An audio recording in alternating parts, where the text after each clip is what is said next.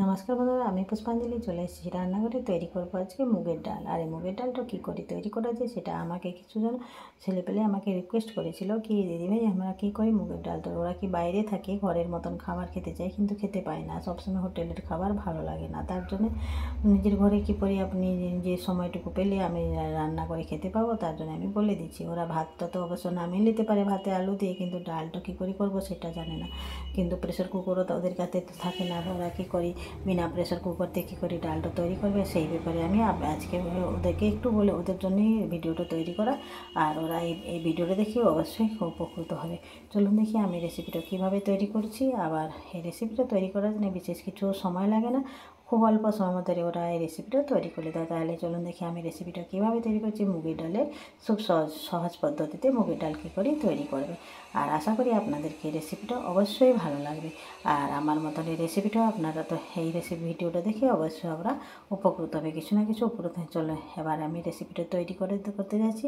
আমি রেসিপিটা তৈরি করার জন্য নিয়েছি আমি এখানে 250 গ্রাম এখানে 100 গ্রাম মতন মুগের ডাল নিয়েছি।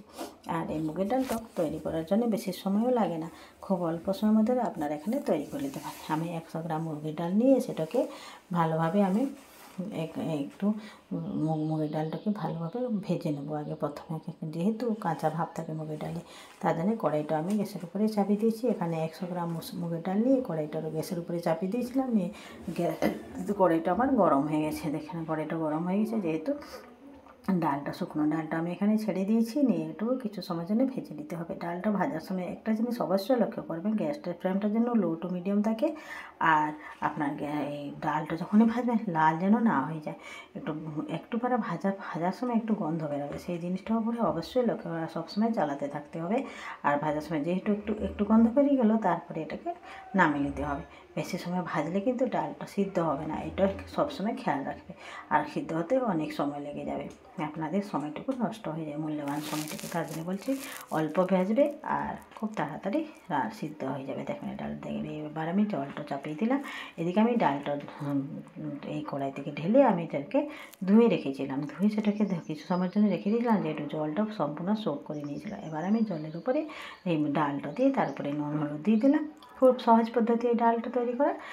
নুন হলুদ দিয়ে কিছু সময়ের জন্য ঢাকা চাপা দিয়ে রেখে দিলাম আমি, যেটা সিদ্ধ হতে ছেড়ে দিলাম। সেই সময়ের মধ্যে আমি এখানে একটু মটরশুঁটি একটু টমেটো আমি ছাড়িয়ে রেখে নিই, যার মটরশুঁটিটাকে ছাড়িয়ে দেখুন, যেহেতু এখানে মটরশুঁটি ঠান্ডার সময় খুবই ভালো পাওয়া যায়, অল্প দামে পাওয়া যায়। দেখেন এভাবে আমি ডালটা আমার অর্ধেকটা সিদ্ধ হয়ে গেছে। এবার আমি মটরশুঁটিটা টমেটো এখানে ছেড়ে দিয়েছি।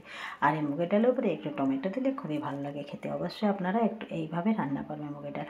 আর খুব সহজ পদ্ধতিতে 10-15 মিনিটের মধ্যে আপনারা মুগের ডালটা তৈরি হয়ে যায়, বেশি সময়ও লাগে না। দেখেন ডাল এই টমেটোটা দিয়ে কিছু সময় আবার ঢাকা চাপা রেখে নিয়েছিলাম, তারপরে মটরশুঁটিটাও টমেটো গলা হয়ে গেছে। এবার আমি এটাকে একটা পাত্রের মধ্যে তুলে রেখে দেবো, তারপরে একটা তাড়কা দেবো। তাড়কা তো কীভাবে দিচ্ছি সেটা আপনারা অবশ্যই একবার লক্ষ্য করবেন, কারণ তাড়কাটা দেওয়াটা হলো মেন।